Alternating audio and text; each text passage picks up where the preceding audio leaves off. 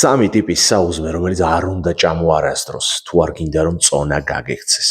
გაინტერესებს რომელია? ბოლომდე მიყურე. ყურადღებით მისმინე და ჩემი არხის გამოწერას არ დაგავიწყდეს. მაშასე, პირველი, ეს გახლავთ ჩვენი ბავშვობის საყვარელი საჭმელი კარაქიანი პური. თავისთავად ცუდი არ არის, მაგრამ საკმარისი არ არის. ანუ პური არის ნახშირწყლები, კარაქი არის ცხიმი. არსად არ არის აქ პროტეინი. შესაბამისად საკმარისი ვერ იქნება საუზმისთვის. მეორე, წიწივურის ფაფა.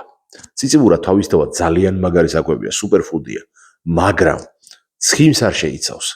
ამიტომ ცხიმის გარეშე მისი ჭამა არაფრით არ შეიძლება. გაითვალისწინე რომ ეს ცხიმი თუ მცენარეულია, სანამ ცხელია მანამდე არ უნდა დაასხა. თუ კარაქს ჩააგდებ შიგნით, ვარაშინ არ აუშავს.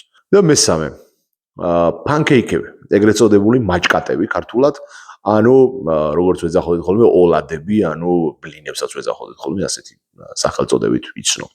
თეთრი უმაღლესი ხარისხის ფქვილისგან მოზელილი ოლადები არ ვერანაირად ვერ იქნება ჯანსაღი. უცხიმოდაც რო გამოაცხო მაინც. ეს არ არის საკვები, რომელიც შენს ორგანიზმს ჭირდება. თუ გაინტერესებს რა ჭირდება შენს ორგანიზმს და როგორ უნდა მიიღო ისე, რომ ენერგია არ დაკარგო და მთელი დღე კარგად გაატარო, ამისთვის მომწერე პირადში. მოდი, ვილაპარაკოთ.